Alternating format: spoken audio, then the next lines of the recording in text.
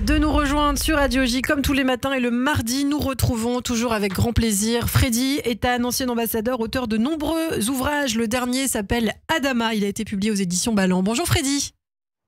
Bonjour Ilana. Merci beaucoup d'être avec nous comme chaque semaine sur Radio J. Alors on parle évidemment de ce qui se passe sur le terrain pour Israël et notamment au nord d'Israël avec ces tensions grandissantes depuis maintenant des mois avec le Hezbollah. On le sait que plus de 5000 missiles ont été tirés depuis le 7 octobre du sud Liban contre le territoire israélien. Qu'est-ce que ça vous inspire? Et on se pose toujours encore la question, est-ce qu'une guerre est évitable avec le Hezbollah au Liban? Écoutez, comme vous le savez, il y a eu des entretiens hier avec l'émissaire américain Amos Hochstein. La rencontre avec Netanyahou et Gallant, tous ces entretiens se sont déroulés dans un climat, je dirais, tendu, mais sincère. Vous savez, Israël ne souhaite pas une guerre totale, parce que nous n'avons pas encore achevé la guerre dans la bande de Gaza. Et puis, l'Iran pourrait intervenir. Et aussi, la société civile israélienne n'est pas prête. Devant aussi la grogne, les manifestations, nous avons vu ça hier soir devant le domicile de Netanyahou. Et en plus, la résilience s'est érodée. D'autre part, il ne peut y avoir aussi deux poids, deux mesures pour Kiryat Shmona comme pour Tel Aviv. Donc, et aucune distinction, aucune discrimination entre le nord et le centre du pays. Alors, tous les avertissements n'ont pas réussi à calmer les intentions belliqueuses de Nasrallah. Vous savez, tel que Sinwar d'ailleurs, dans la bande de Gaza, c'est lui qui dicte, malheureusement, l'ordre du jour. Alors, dans ce contexte, le dilemme est grand, mais une guerre contre le Hezbollah est inévitable. Tôt ou tard, elle sera déclenchée. Probablement, je dirais, par une guerre préventive et éclair, pour détruire surtout les milliers donc de missiles de précision. Il n'est pas question non plus d'envahir ce maudit pays. Mais nous tenons responsable le gouvernement libanais. Donc, sur le plan diplomatique, la proposition, par exemple, française, n'a aucune chance d'aboutir, sauf celle des États-Unis.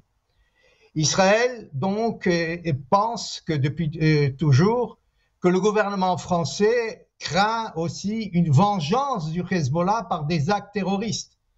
Parce que la France fait la distinction nette entre le Hezbollah politique et la branche militaire.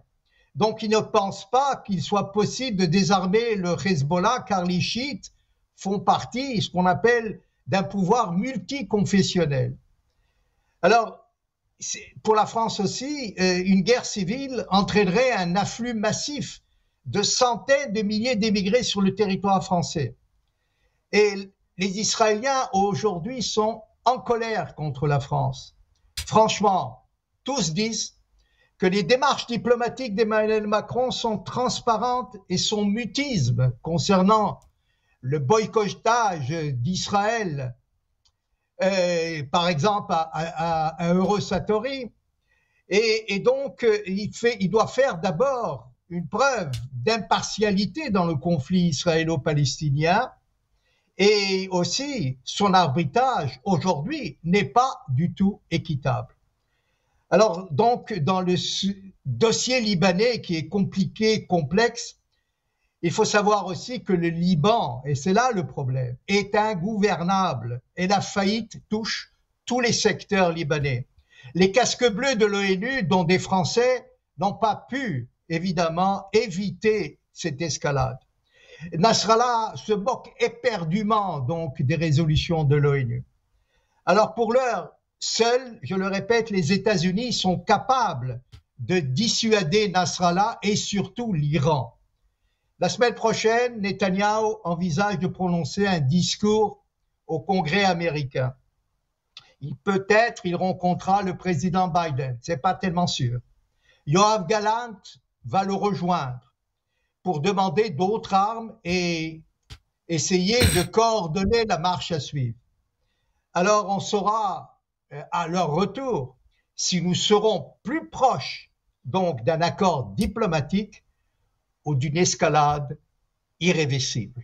Merci beaucoup Freddy Ethan. On suivra en tout cas cette situation avec une extrême attention. On suivra les derniers développements sur le terrain. On sait que cette nuit, notamment des avions de combat israéliens ont frappé un bâtiment utilisé par le Hezbollah et d'autres infrastructures justement à Aït-Haroun au Liban. On en parle aussi bien sûr dans notre actualité israélienne avec Pascal Zonshine et les studios Kalita à partir de 7h30. Merci Freddy, à la semaine prochaine.